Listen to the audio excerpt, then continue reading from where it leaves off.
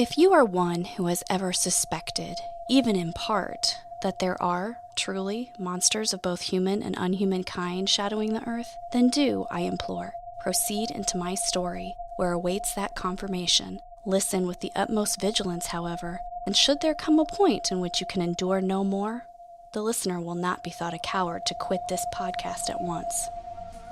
Still here? Very well. This is the Endless Elsewhere podcast. So that's how we kicked off season 1, by quoting from a book that I thought fiction at the time. Oh, how wrong I would prove to be. But before we got to all that, I told you a little about myself, how I had moved to Indiana to take over hosting duties of a late-night paranormal radio show called Circle City Supernatural. It's largely a call-in show, and it's my job to facilitate those calls. Calls like this. They like to take people, lead them underground, present them to their queen, and if she likes you, well, she eats you. Here's where it gets weird. There's no one standing there, but there's a shadow on the wall. My flashlight is hitting someone I can't see, but casting a shadow on the wall is just standing right in front of me. Now I'm understandably perplexed by this development, as you can well imagine. Let's see, how do I put this? It was a 7-foot-tall praying mantis in a spacesuit. Then I told you about the strangest call I'd ever received. The one that changed everything. The caller identified himself as Dr. Xiao, a scientist who, while toiling away in a secret government facility, discovered an old machine that had self-activated. Xiao determined that the purpose of this device was to trace the formation of, and I'm quoting here, transcendental bijections of space, and it had apparently detected just such a phenomenon in Circle City. Xiao had come here to investigate, but he'd found nothing, not even a witness to the event. He'd called my show to see if anyone had reported a sighting of it to me. I pressed him for details, but, well, you'll hear what happened. You mentioned that maybe this, whatever this was, may have happened once before? How do you know? There was a very old note taped to the device, and had a name on it. What was the name, Doctor? Doctor? Was the device used for this man? Did he make the journey? Is a traversable wormhole truly possible? A wormhole? If this man was able to do what I think he did, then he was something else altogether. Something more. Who was this man? His name was Dr. Edwin Landau Pendergast. So Xiao had stumbled onto something he wasn't meant to. A machine that tracked the opening of portals to elsewhere. And all he knew was that it concerned someone named Edwin Lydell Pendergast. Xiao had barely finished uttering this name before his call was cut off. How? We still don't know. By whom? Well, that should be obvious. Someone in power somewhere didn't want this talked about. Ignoring the apparent danger, I then took to researching this Pendergast. The man had no mention anywhere online other than in some books that had been independently published here in Circle City. Coincidence? No such thing. I sought out the author of these books, who was, as it turns out, a rather infamous character around town. I found an expose on this man produced by a true crime vlog. The following clip summed up the author's turbulent past quite well. Today we're going to discuss Joseph Paul Leck, known more commonly as J.P. Leck, the self-described Circle City collector. Working as an independent archivist, this man had, for nearly 10 years, published accounts that he claimed to have discovered. These accounts were incredible, first-hand eyewitness testimonies to otherworldly happenings, mostly based here in town. But he was dogged by rumors that he had actually authored these stories and was just passing them off as true, what was assumed to be some sort of sales gimmick. But it was not until after he published a trilogy of novels that he was exposed as a fraud. Initially, he claimed they were works of fiction written by him, but when all three were both commercial and critical flops, he tried to backpedal and claim they were actually true. That was the beginning of the end for J.P. Leck's career as either a story collector or teller, whichever he truly was. The magazines and periodicals that ran his previous work cut all ties with him after the scandal, as did his professional peers. It was not long after this that he retreated from public life. Nothing has been seen or heard of him since. No one is even sure if the Circle City collector still lives here in Circle City. I had to speak with the Circle City collector, this J.P. Leck.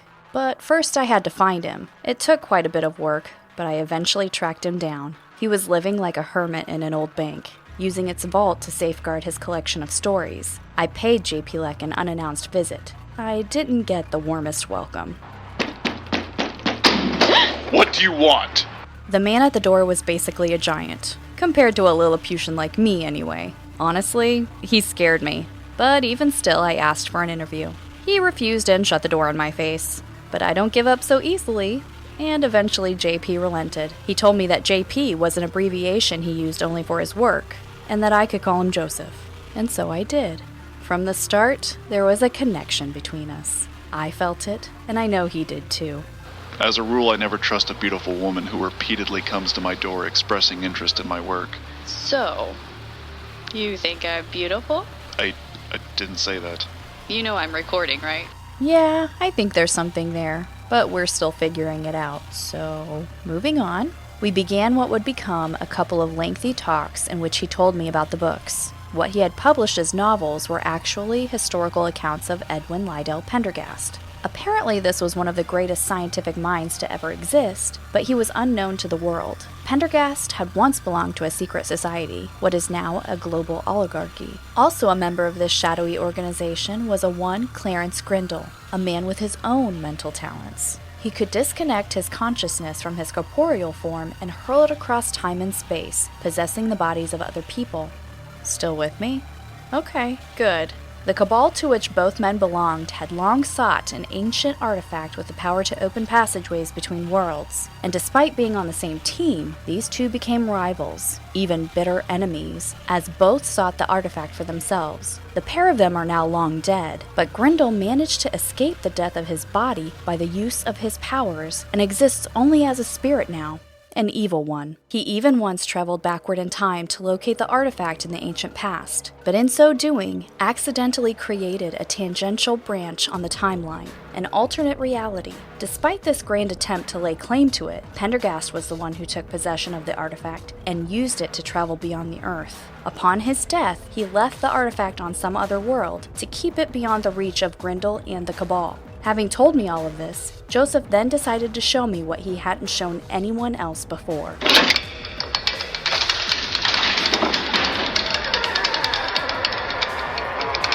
Whoa! What is this?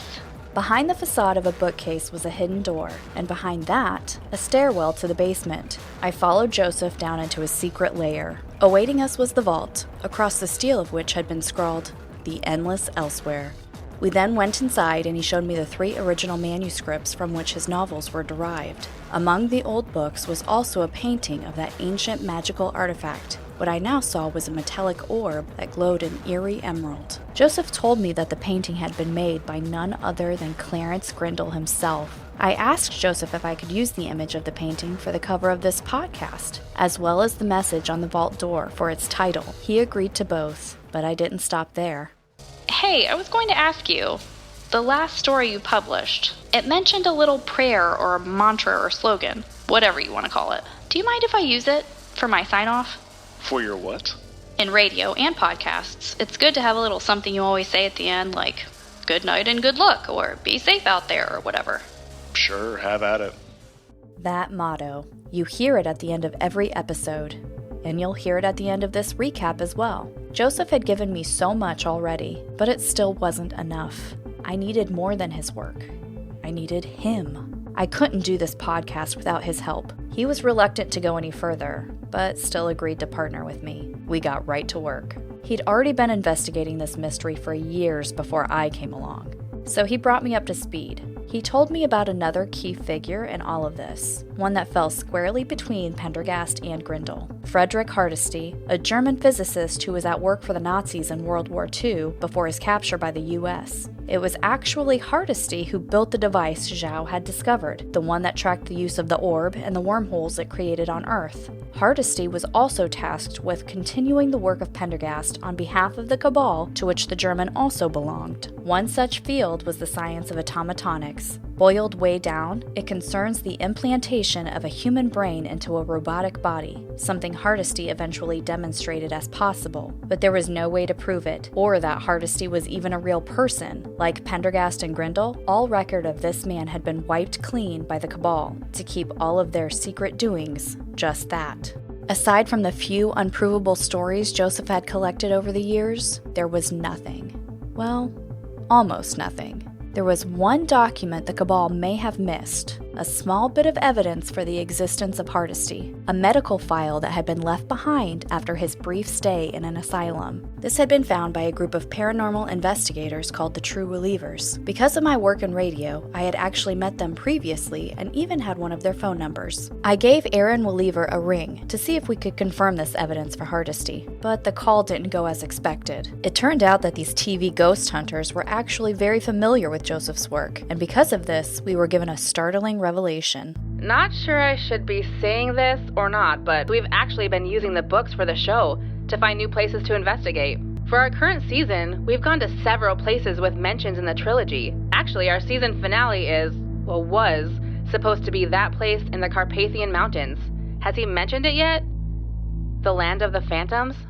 Okay, let's pause here to briefly discuss the Land of Phantoms. It is heavily featured in the books. It lies on the other side of the world and is described as being the last blank spot on the map. It is a place of darkness and doom, basically ground zero for all things supernatural. But this was also where Pendergast and Grindle had their first and then their final confrontations. Grindle, with his mind powers, had enslaved all the unnatural creatures that lived in this shadow realm, making them his minions. When I shared this call with Joseph, he got very upset and asked me to leave the bank. Why? Well, the paranormal investigator had told me that she and her team had journeyed to Spook Central and found absolutely nothing. This cast serious doubt on the truth of the books, and on Joseph himself. I began to wonder if he was a fraud after all, just as everyone said he was. Apparently, he was second-guessing himself also. I was at the radio station later that night when he came by, wanting to talk. I grabbed my field recorder and went out to the parking lot. Joseph was lying in the back of his pickup truck, looking up at the stars. This next clip is kinda lengthy, but it needs to be played in full. You'll see why. Permission to come aboard, Captain. Give me your hand. I'm joining Joseph in the back of his truck. We're now both lying. Oh, you can see a lot of stars, huh? You're here every night. You've never noticed? Sometimes the obvious eludes me, but I usually see it eventually. Oh, yeah? I think I understand what happened earlier. Your reaction to Erin's revelation. It's not that you're afraid of being exposed as a fraud. You're afraid of finding out that you're wrong. Even if everyone assumes you're a liar, you know that you're not. And I believe you quietly assumed that the truth would come to light as it always does. That you'd be vindicated. At least, you thought so until earlier today. Have I been duped? I know there's something here. I've seen things I cannot explain. But maybe it's not what I thought it was. I've been pushing what I believe to be the truth, but what if it's not? Maybe everyone is right about the Circle City Collector, and the last one to find out is me. I've turned my head to look at Joseph. His eyes are glassy. He is a man come apart. Could you not do that, please? Sorry, force of habit. What was that? I don't know. Let's go inside. Where is it coming from? I can't tell. Can we please go inside now? There's two of them. For those listening, the only lights on out here are the station's call letters, a neon green glow. Somewhere beyond this light, out in the darkness around the building, and somewhere above it, Joseph and I are hearing... Joseph, what are they? I want to go inside. There's another way. Joseph is opening a large crate he has in the back of his truck, and he's... What is all that? It's best that you stuff that recorder in a pocket. You're gonna need both hands for this. Here, take this. Seriously? Don't you have guns? That doesn't need reloaded. For the record, Joseph has just handed me It's either the biggest dagger or the smallest sword that I've ever seen. It's a basilard. And what are those? Joseph is pulling on some kind of huge, armored... knight's gloves? They're called gauntlets. Are you seriously driving around town with all of this Lord of the Rings crap in the back of your truck? Where did you get all of it? Pawn shop. And you're expecting us to what? Down! Something has just flown over us, and what was that? Joseph, what was that? There, on the antenna. We can see it now. It's landed on the station's radiating tower. It's perched on the side of it like a... I don't know what that is. It's like an insect, but it's the size of a... It's huge! Another. What? There, look. The new one is like a beast. Oh, this isn't happening. This can't be happening. It is happening. Stop smiling! We are about to die! What is wrong with you? It's real, Lindsay. It's all real. Here they come. You ready? No! No, I'm not ready!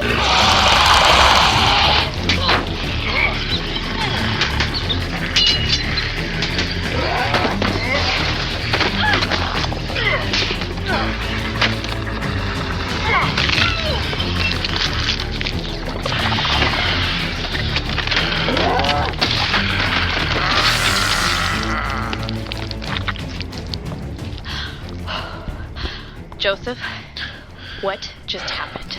Needless to say, we were pretty freaked out after that. Neither Joseph nor I could fathom why we had been attacked, or by what. Fortunately, we were soon enlightened by a local private investigator. This was actually the man who'd given Joseph Grindle's painting, along with some other things over the years. Joseph suspected that the PI had a mystery client who was trying to help him get to the truth. Joseph had not seen the PI in some time, but apparently this man had been trying to get in touch since the podcast launched. Mr. Leck, long time.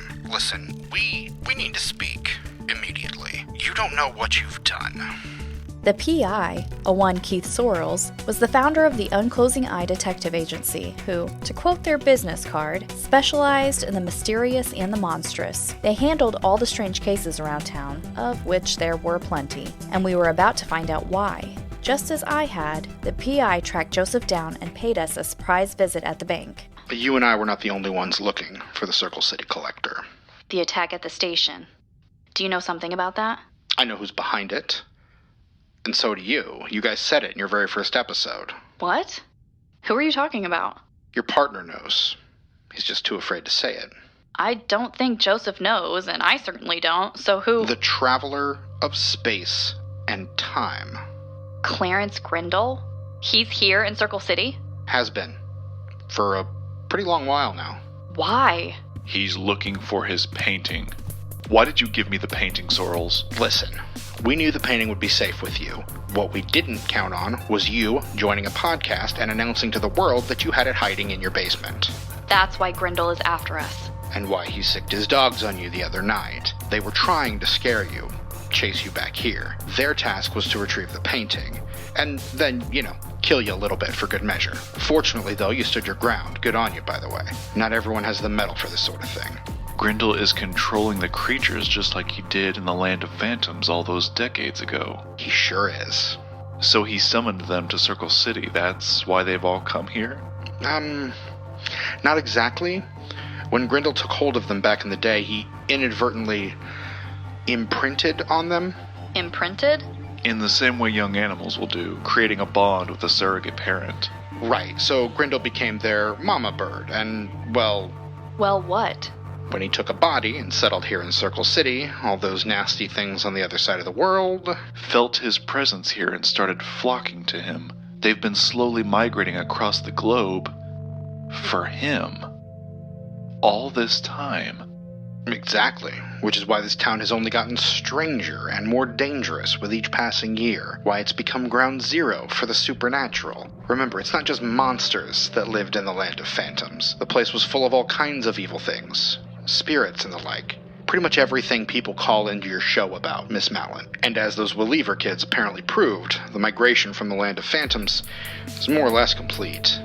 Hell is empty, and all the devils are here.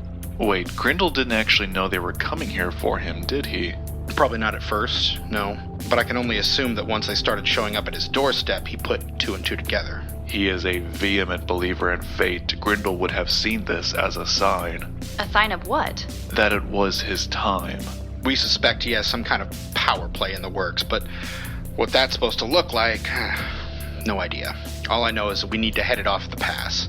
If we can't stop it before it starts, there's going to be no stopping it at all. But my agency and I do have a plan. What is it? Can't tell you much. You understand? Because I'm recording and because Grindle is apparently listening to the show? Well, yeah, but also... Your colleagues don't approve of our involvement. It's a matter of trust. They don't think we can trust you. We had to earn that trust. And eventually we did, but there were some things we had to do first, like meeting their mystery client, who was not a client at all, but rather a secret member of the agency. Remember that German scientist who'd used Pendergast science to transplant his brain to a robot and thus avoid death? Yeah, well... Ah, the Circle City Collector. At last we meet. I am... Dr. Fredrick Hardesty.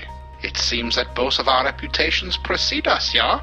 Like Pendergast, Hardesty had turned on the Cabal and had been working against them from the shadows. He was no longer subservient to the secret society, or to Grindle, who, as we then learned, was even more dangerous than we knew. Hardesty had made a recent discovery about the man's time traveling and the unforeseen, potentially cataclysmic effect it could have upon, well, everything. Grindle's actions have fractured the natural structure of time, and another similar event could complete the break. It could collapse one, or even both realities. That's why you and the others are in such a hurry to stop him. His threat is not just to this city anymore, but to all of creation. If Clarence Grindle makes another jump, he could destroy everything we know, and even what we do not. I'm sorry, could you excuse us for just a second? Certainly, Miss Mallyn. What's wrong? What's wrong?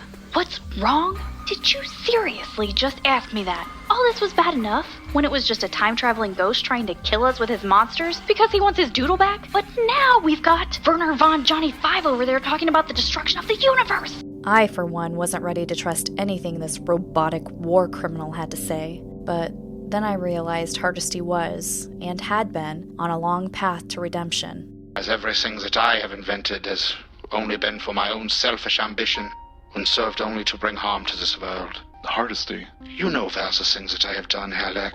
You have found and published accounts of me. You know who I am, the masters I have served. But now you're different. You're trying to make it right. I fear there is no absolution for one such as I. Look upon me. It is not even a man who stands before you, but an abomination. If ever I had a soul, I do no longer. I don't believe that. What do you believe, Herr Leck? I believe that if any of us are beyond forgiveness, then all of us are. Truly? It's part of my creed. I was once counted among Nazis, Herr Leck, and then an even greater evil, the Cabal. It does not matter if I believed as they did, or if I was conscripted against my will. I still obeyed, I still furthered their agendas. Redemption has no threshold. That is not an opinion shared by many. Well, I'm rather used to being unpopular. Look, if you fellas are done hugging it out in here, we've, got a bad guy to stop? Indeed, Herr Sorrels, and I have just finished modifications. The gin jar is now ready. Behold. In their work with the supernatural, the Unclosing Eye Detective Agency had recovered what they called the Gin Jar, a vessel once used to imprison a spirit. Their plan was to get Grindle out of his host's body and into this thing. Once he was trapped, his hold over all those creatures would be broken. Before they could put this plan into action, however, the agency had to first find Grindle. I had an idea about that. I realized that since he was a listener, we could use the podcast against him, to trick him. Joseph and I offered to return his painting in one of our episodes. All Grindle had to do was give us a time and a place. And he did. The time was midnight, and the place was the Shady Hollow Wildlife Preserve, owned by the very wealthy Eric Quintero. Now we knew whose body Grindle had stolen, and also why. As we drove through the sprawling forest of the nature preserve, we saw the glowing eyes of countless creatures peering back at us. This is where Grindle hid all of his pets. They did not attack us, only watched as we made our way to a mansion at the center of the woodland. Joseph handed me the painting's container, then the pair of us went to the front door. We were answered by a butler of sorts, a squid-headed monstrosity, which then led my partner and I to the great room where Clarence Grindle sat awaiting us. The man was enthroned like a king, or even a god. Welcome and well done. Come in, come in. Let me have a look at the pair of you. You spend so much time listening to voices, you start to imagine what those people look like, you know? You're actually just as I pictured you.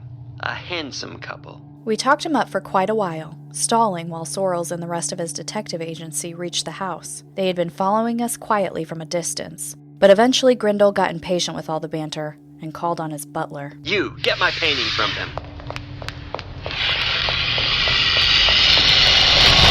Unstrapping it from my shoulder, I unscrewed the cap and cupped my hand over the now open mouth of the tube, upending it. A roll of 120-year-old canvas is not what slid into my palm, but rather the hilt of my basilard, which, being shorter than a sword yet longer than a dagger, just so happened to fit perfectly into the painting's container. I drew my weapon from its makeshift scabbard and spun to swing at the charging creature. The blade slit through several of its flailing tentacles before cleaving deep into the spongy flesh of that monstrous mollusk.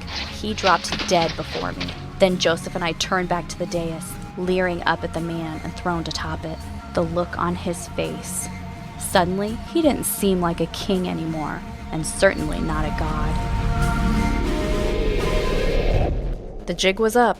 Grindle knew we'd deceived him. Thankfully, the agency had arrived by then, but they were barely inside before Grindle summoned all of his monsters to the house. They came pouring out of the forest. Hardesty alone went out to meet them.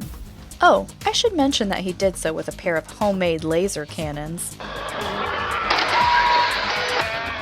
How about me, demon spawn?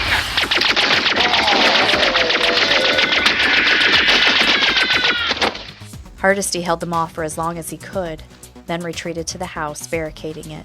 This only slowed the creatures. They would soon break through.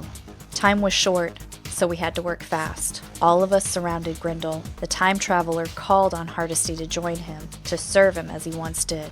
Hardesty refused. Are you sure you want to do this, Hardesty? It sounds as though you're out of time. I'm afraid it is you who is out of time, Herr Grindle. What is that? Another fancy ray gun? I heard you out there shooting my guard dogs. Whatever you do to my host body won't stop me, Hardesty. You know this, and I don't think you're about to let this innocent man die. I will let him die, even if it is only briefly. Hardesty had fired a dart containing a toxin that immediately shut down the vitals of Grindle's host body, forcing the spirit of our enemy out of Eric Quintero. The gin jar was then activated, and Grindle dragged forcibly inside. Sorrels then delivered the antidote to Quintero, reviving him. The man remained unconscious, but he was alive. It didn't seem like he or any of us would be for long, however, as all those monsters began breaking into the house. They were to eventually shake loose from Grindle's hold over them, but until that spell was finally broken, we had to battle them back. Die, die, die!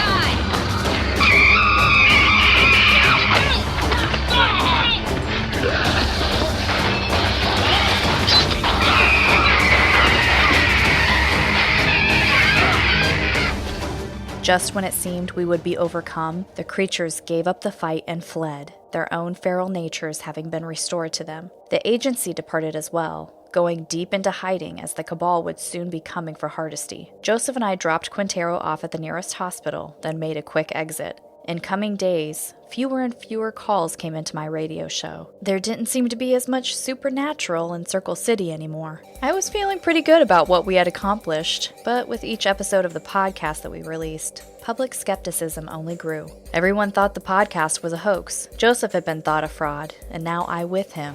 However, there was an upside to this. It concerned the secret society who we had made not so secret with our podcast. So long as we're publicly regarded as charlatans, they have no need to come after us, and doing so would only validate our story. I know that's little consolation. This isn't what you wanted. I hope you don't feel like this was all a waste. I have no regrets about any of it. Really? If I hadn't pursued any of this, I never would have met you. I feel the same. Like I said, we're still figuring it out. Anyway, we had been reviewing voicemails in Joseph's vault, left by our disbelieving listeners when we came upon a video. It was strange footage, taken somewhere dark, but then a green valley of light ripped open the very fabric of reality. What am I looking at? It's the thing that brought us together. This is the portal opening. Someone did see it and even filmed it. Why are we only getting this now? I have no idea. Look, there's something coming out of the light. It's a figure. It's several figures. These are visitors from another world. This can't be real. I mean, we just got all the monsters out of our town and now we have aliens? Do you know what this means? Season 2? Season 2. So that's where we are now. And we've barely even begun. As I promised, I'll end this recap as I have all of the episodes. with our motto, do good, fight evil, repeat.